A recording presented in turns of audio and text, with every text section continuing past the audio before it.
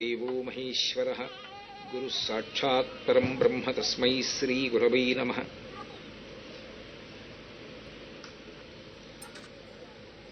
नारायणं नमस्कृत्य नरं चैव नरोत्तमं देवीं सरस्वतीं व्यासं ततो जयमुदीरयेत्। मनोजवं मरुततुल्यवेगं जितेन्द्रियं बुद्धिमतां वरिष्ठं वातात्मजं वनरयूढमुख्यं श्रीरामदूतं शिरसा नमामि। आपदामपहर्तारं दातारं सर्वसम्पदां लोकाभिरामं श्रीरामं भूयो भूयो नमाम्यहम्। वागर्धाविव सम्पृक्तौ वागर्धप्रतिपत्तये जगतः पितरौ वन्दे पार्वतीपरमेश्वरौ। हरिः ओम्। పరమేశ్వరస్వరూపమైన సభకి నమస్కారం. భాగవతం అమృతభాండంతో సమానం.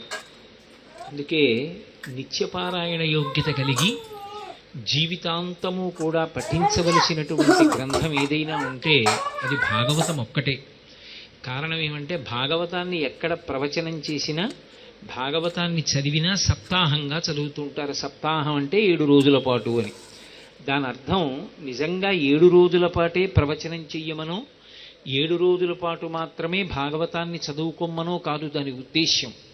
మనుష్యుడు 80 ఏళ్ళు బ్రతికినా పూర్ణాయుర్దాయం 100 సంవత్సరాలు బ్రతికినా బ్రతికేటటువంటిది మాత్రం 7 రోజులే. ఆది సోమ మంగ బుధ గురు శుక్ర శని. ఈ 7 రోజులు తప్ప బ్రతకడానికి 8వ రోజు లేదు. ఈ 7 రోజులు తప్ప మరణించడానికి వేరొక రోజు లేదు. అంటే దాని అర్థం భాగవతం ఆఖరి ఊపిరి వరకు జీవితమున్నంత కాలము కూడా పఠించవలసినటువంటి గ్రంథం. భాగవతానికి అంతటి ప్రశస్తి. వ్యాస భగవానుడు పంచమ వేదమైనటువంటి భారతాన్ని కూడా ఉదారంగా ఈ జాతిని ఉద్ధరించడం కోసమని అనుగ్రహించాడు. కానీ ఇన్నిటినీ ఇచ్చినటువంటి వ్యాస భగవానుడు కూడా ఒకనాడు నైరాస్యానికి లోనైనటువంటి వాడై సరస్వతీ నదీ తీరంలో కూర్చుని ఉండగా మహానుభావుడైనటువంటి నారద మహర్షి విచ్చేసి పంచమ వేదమైనటువంటి భారతాన్ని సృష్టించి ఈ లోకానికి ఇచ్చినటువంటి వాడివి, ధర్మం తెలిసిన్నటువంటి వాడివి, సమస్త యోగ విజ్ఞానము కలిగినటువంటి వాడివి, పరబ్రహ్మమును అనుభవించినటువంటి వాడివి, అటువంటి వాడివి నారాయణాంశ సంభూతుడవు, వేద విభాగం చేసిన వాడివి, కలియుగంలో ఉండేటటువంటి జనుల యొక్క ఆయుర్దాయాన్ని దృష్టిలో పెట్టుకుని చదవవలసినటువంటి వేదము అపారము కనుక దాన్ని విభాగం చేసి అందించి ఇచ్చినటువంటి మహాపురుషుడవైనటువంటి నీవు నైరాశ్యమును పొందడానికి కారణమేమి అని అడిగాడు. ఏమో ఇన్ని గ్రంథములను రచన చేసి ఇచ్చాను కానీ నా మనసు ఎందుకో వెలితిగా ఉంది, ఏదో చెయ్యడంలో తక్కువ జరిగిందన్న భావన కలుగుతోంది. కాబట్టి నేను ఏది పూర్తి చెయ్యాలని అడిగాడు.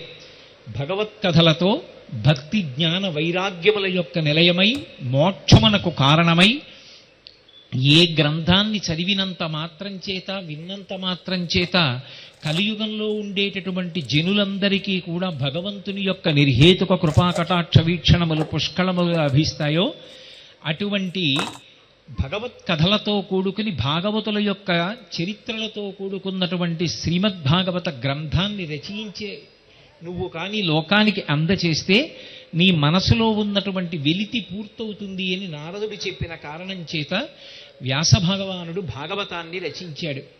అటువంటి భాగవతాన్ని ప్రవచనం చేసినటువంటిది మాత్రం శుకబ్రహ్మ. మిగిలినటువంటి పురాణాలన్నిటినీ కూడా సూతుడు చెప్పాడు.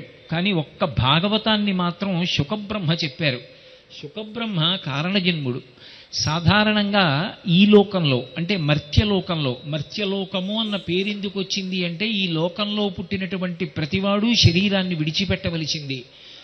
గత జన్మలలో చేసుకున్నటువంటి పాపపుణ్యములను ఈ జన్మలో సుఖదుఖముల రూపములో అనుభవించి కొత్తగా చేసుకోవలసినటువంటి పుణ్యకర్మాచరణం ఏదైనా ఉంటే దాన్ని గురువు ద్వారా శాస్త్రాన్ని విని శాస్త్రమును ప్రమాణముగా తీసుకుని ఆ కర్మాచరణము చేసి భక్తితో కూడినటువంటి కర్మాచరణము చేత అనుగ్రహింపబడిన భగవంతుని యొక్క అనుగ్రహ విశేషణం చేత కలిగినటువంటి జ్ఞానము వలన మళ్లీ పుట్టవలసిన అవసరం లేని పునరావృత్తి రహిత శాశ్వత శివ సాయుధ్య స్థితిని పొందడానికి అనువైనటువంటి ఏకైక ఉపాధి మనుష్య ఉపాధి.